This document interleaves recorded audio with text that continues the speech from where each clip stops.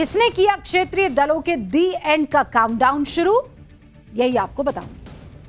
France के avian में वैश्विक कूटनीति की तस्वीरें सामने आ रही है।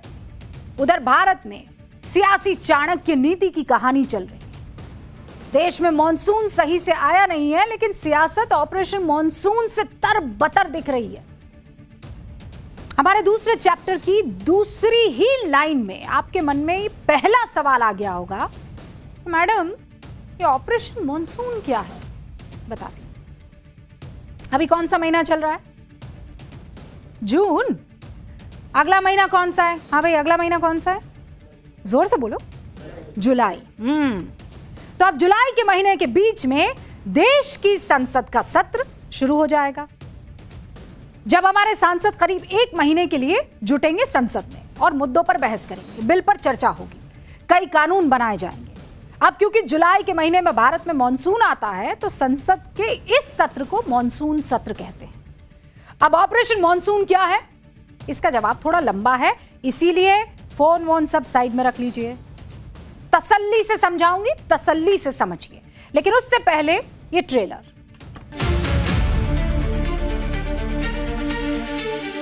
अब बंगाल टीएमसी का फेल हुआ, शिवसेना का महाराष्ट्र शुरू हो गया है। अब उसको खत्म होते ही यहाँ ये देखिएगा, आप ही लोगों के टीवी पे चलेगा स्क्रीन पर कि समाजवादी पार्टी में भारी टूट। तो मैं ये मानता हूँ कि समाजवादी पार्टी में ऐसा कुछ भी नहीं है।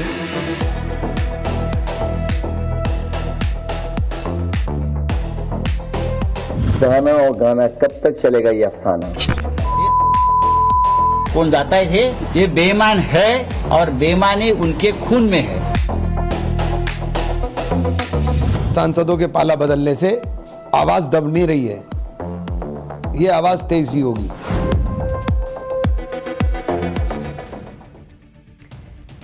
तो उत्तर प्रदेश सरकार के मंत्री, एनडीए में बीजेपी के सहयोगी ओम प्रकाश राजभर,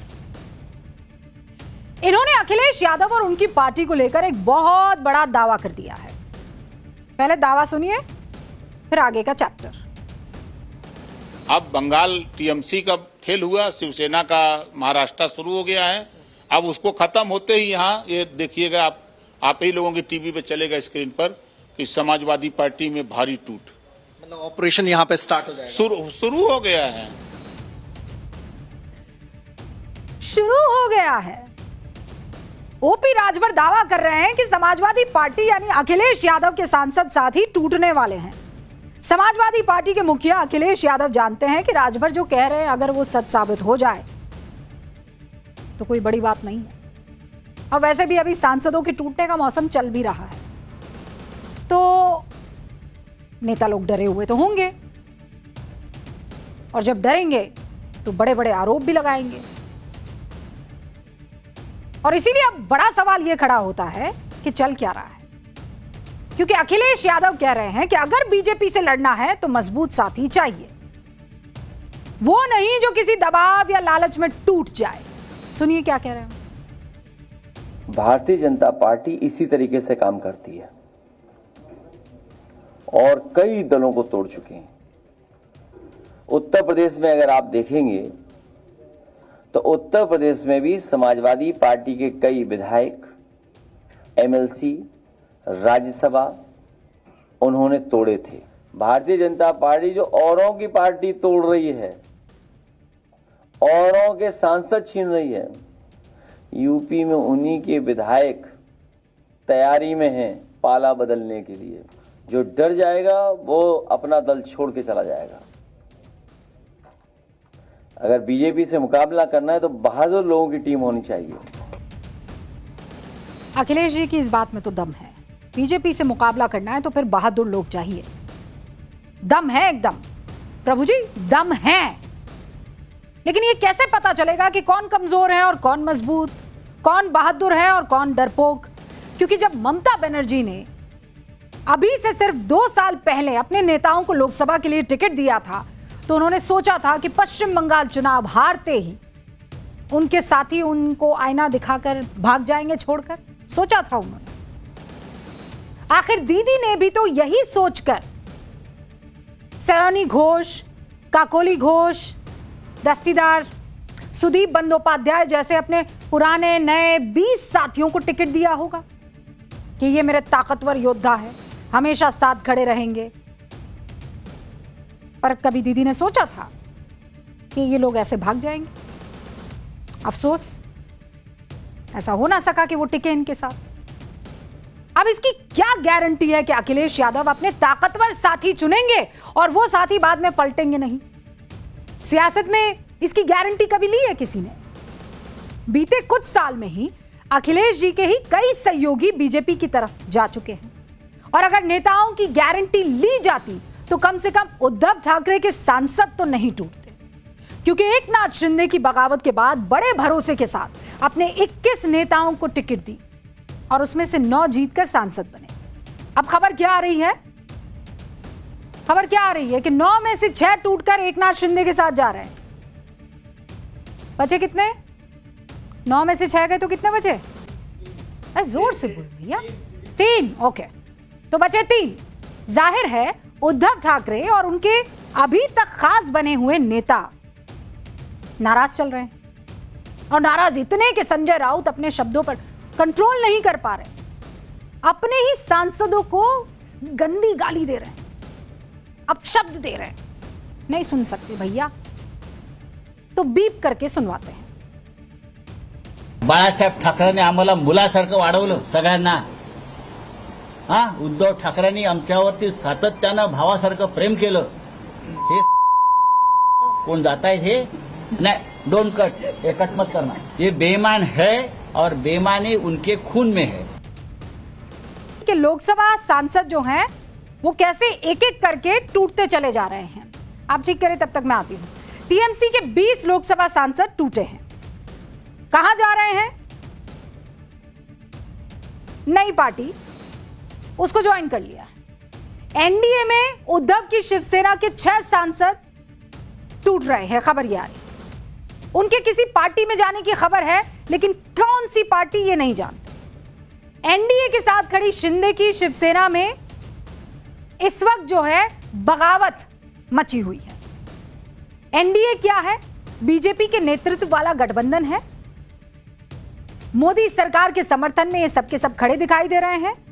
जो सांसद बड़े पैमाने पर विपक्ष को छोड़कर सरकार की तरफ जाना चाहते हैं, उनका तर्क है कि सत्ता पक्ष में रहने से इलाके में कामकाज बेहतर होगा। अगर आप सत्ता में रहेंगे तो विपक्ष में सिर्फ सियासत में वक्त जाया हो रहा है, और इसीलिए अगर हम सत्ता के साथ रहेंगे तो हम जो जनता से हमारी जवाबदेही है उसका रिश्ता और मजबूत कर पाएंगे। पर क्या सिर्फ मामला इतना भर है या कहानी कुछ और है? दरअसल अभी जो मॉनसून सत्र आने वाला है, उससे पहले एक स्पेशल सत्र केंद्र सरकार ने संसद का बुलाया था। उस सत्र में महिला शक्ति विधेयक पेश किया गया। उस विधेयक के पास होने के लिए 2/3 बहुमत चाहिए था, यानी 352 उस वक्त आपको चाहिए था, और तब सरकार के पास सिर्फ 298 सांसद थे। 54 लोकसभा सांसदों की कमी सरकार को उस वक्त पड़ गई। अब ये 2 महीने पुरानी बात है, 2 महीने बीते हैं। आज की तारीख में स्थिति बदलती हुई दिख रही है, और वो कैसे बदल रही है आपको समझा दूं। टीएमसी के 20 सांसद विपक्ष को छोड़कर सत्ता पक्ष की तरफ आ चुके हैं। मतलब 54 में से 20 सत्ता पक्ष में आ गए, कम पड़ गए 34। उद्धव गुट के 6 सांसदों का एनडीए में आने का जो जानकारी और जो खबर है वो इसमें और एडिशन कर रही है। तो अब इनको जोड़ेंगे तो कमी पड़ रही है 28 सांसदों की। डीएमके तब विपक्ष के साथ काले कपड़े पहनकर खड़ी हुई दिखाई दे रही थी, याद है ना आपको? काला पट्टा पहनकर आई थी, काली शर्ट पहनकर आई थी, पूरा काला ड्रेस पहनकर आई थी। आज की तारीख में डीएमके लोकसभा में कांग्रेस के बगल में बैठना तक नहीं चाहती, और डीएमके के कितने सांसद हैं? 22। अगर सरकार किसी विधेयक को अपने पाले में ले आती है तो फिर लोकसभा में 2/3 बहुमत से सरकार सिर्फ 6 सांसद दूर रह जाएगी। और इसीलिए हम कह रहे हैं ये ऑपरेशन मॉनसून सत्र है। यानी अगर महिला आरक्षण विधेयक पर सरकार डीएमके को अपने पाले में ले आती है तो मॉनसून सत्र में ही देश की आधी आबादी को संसद और विधानसभा में 33% आरक्षण का रास्ता साफ होते हुए दिख जाएगा। और इसी वजह से मौजूद सियासी उठापटक को हम ऑपरेशन मॉनसून सत्र कह रहे हैं। इसका इशारा भी ओम प्रकाश राजभर कर चुके हैं। फिर सुनिए। ये जो ऑपरेशन आप बता रहे हैं, ये ऑपरेशन कब से शुरू हो रहा है, मतलब कब तक इसे अंजाम दे दिया जाएगा? सपा टू भाजपा एक्सप्रेस जिस दिन सत्र शुरू होगा विधानसभा का, लोकसभा महाराज बिल आ रहा है ना, महिला बिल आ रहा, पास होगा। अपना ब्लैक बोर्ड काम करने लगा है। चलिए श्री गणेश किया जाए, बिस्मिल्लाह किया जाए। और मैडम आपको बोर्ड पर अब समझाएगी क्या सियासी कूटनीति का वो चैप्टर जहां पासा महज 60 दिनों में पलट गया। एकदम से हालात बदल गए, जज्बात बदल गए और कभी ताकतवर नेता कहे जाने वाले लोग खाली हाथ रह जाते हैं। अब इससे यह बात क्लियर समझ में आती है कि जब जनादेश पलटता है तो नेता उस तरफ जाते हैं जिस तरफ जनता का मूड होता है। दीदी को जनता का साथ नहीं मिला।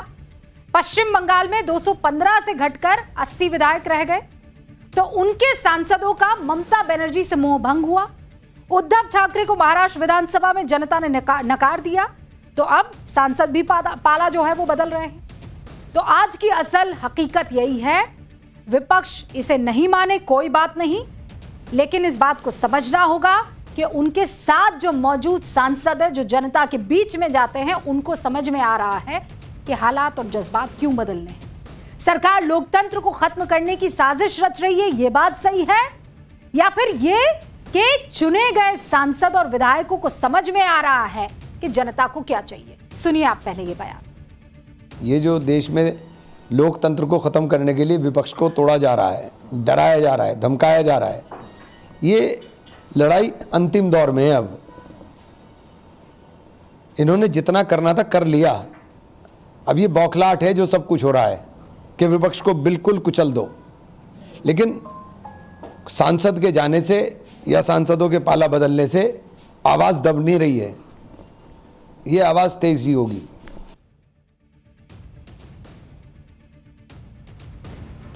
तो भैया इमरान मसूद साहब क्या कह रहे हैं? इमरान मसूद साहब कह रहे हैं कि उन्हें अपनी ही पार्टी की बात इसलिए रखनी पड़ रही है क्योंकि जो सत्ता पक्ष के लोग हैं वो साम दाम दंड सब अपना रहे हैं, संविधान विरोधी इस बात को बता रहे हैं। लेकिन इमरान साहब को शायद इतिहास नहीं पता है। कौन सी क्लास लेनी जरूरी है? हिस्ट्री की, इतिहास, ठीक है ना। इतिहास क्यों, अभी आपको समझाऊंगी मैं। इतिहास क्यों, अभी आप समझिए। 1979 में चौधरी चरण सिंह ने जनता पार्टी को तोड़कर लोकदल बनाया। इंदिरा गांधी की कांग्रेस के समर्थन में प्रधानमंत्री बने। फिर आया 1990, चंद्रशेखर ने वीपी सिंह से बगावत करके समाजवादी पार्टी बनाई और फिर राजीव गांधी की कांग्रेस के समर्थन से प्रधानमंत्री बने। 1993 में कांग्रेस सरकार के खिलाफ अविश्वास प्रस्ताव आया तो विपक्ष में बैठी जनता दल चौधरी अजीत सिंह के नेतृत्व में टूट गई। अजीत सिंह से जनता दल अजीत बनकर कांग्रेस को समर्थन किया। इसके बाद में कांग्रेस में विलय पक्का उनका हो गया। अब यह कांग्रेस ही बता सकती है कि क्या इंदिरा गांधी, राजीव गांधी, नरसिम्हा राव के वक्त भी संविधान को खत्म करने की साजिश रची गई थी, क्योंकि तब पार्टी तोड़ने वालों को कांग्रेस ने समर्थन दिया था, या यह जुमला नया नया इजाद किया गया है। हालांकि 1993 से 2026 आते आते गंगा में बहुत पानी बह गया। वो दौर क्षेत्रीय पार्टियों के उभरने का था। तब जनता कांग्रेस से ऊब कर ऑप्शन तलाश रही थी। कांग्रेस से बोर हो गई थी, जनता को एक नई पार्टी चाहिए। लेकिन अब दौर बदल गया है। कभी अपने राज्यों में ताकतवर रहने वाली स्थानीय पार्टियां आज खुद को एकजुट रखने में नाकाम हो रही है। इसीलिए बीजेपी छोड़िए आप, कांग्रेस अपने सहयोगियों को कह रही है कि जो कांग्रेस से टूटा है वो कांग्रेस में शामिल हो जाए। यानी उस जमाने में जो कांग्रेस से टूटी हुई पार्टियां बनकर क्षेत्रीय पार्टियां बनी, वो वापस विलय कर दे कांग्रेस में। ऐसे में आपके मन में सवाल उठ सकता है, क्या देश में बीजेपी बनाम कांग्रेस की लड़ाई अब आ जाएगी? तो अब ब्लैक बोर्ड का इस्तेमाल करती है। तो कौन कौन सी पार्टियां हैं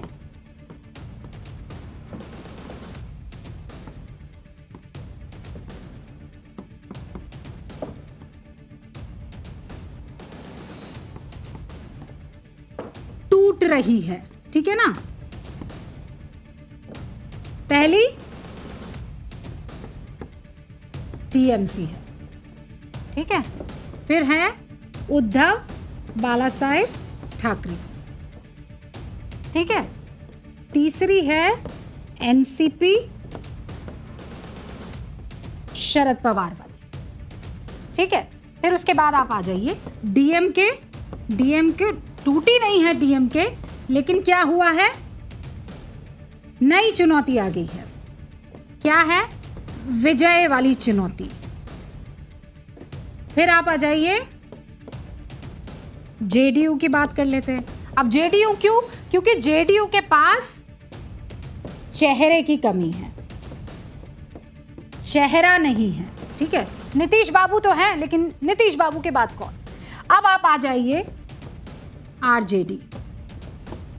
लगातार हार का सामना करना पड़ रहा है, ठीक है। लालू वाला करिश्मा अभी तेजस्वी बाबू में दिखाई नहीं दे रहा है, नहीं। अब आम आदमी पार्टी, हाँ भाई 10-12 साल पुरानी पार्टी है, लेकिन क्या हुआ, सिमट गई है। कहां सिमट गई है? पंजाब तक, पंजाब, ठीक है। अब आ जाइए एक और पार्टी YSRCP। अब इसके साथ क्या दिक्कत है? इसको भी टीडीपी ने निपटा दिया है। ओडिशा में क्या हुआ आप जानते हैं? बीजेडी। अब बताइए बीजेडी नवीन पटनायक के बाद कौन है? अब आइए आप एक और AIADMK। जयललिता के बाद एक फूट आती गई, खत्म। अब फिर कौन? फिर आ जाती है लेफ्ट, जिससे अभी मैं लिख रही हूं। किसी राज्य में इसकी सरकार नहीं बची है? केरला। केरला के बाद बताइए अब कहां? इसीलिए अब कौन कौन सी पार्टी टूट रही है वो आपके सामने पूरी की पूरी तस्वीर है। धन्यवाद ब्लैक बोर्ड बाबू।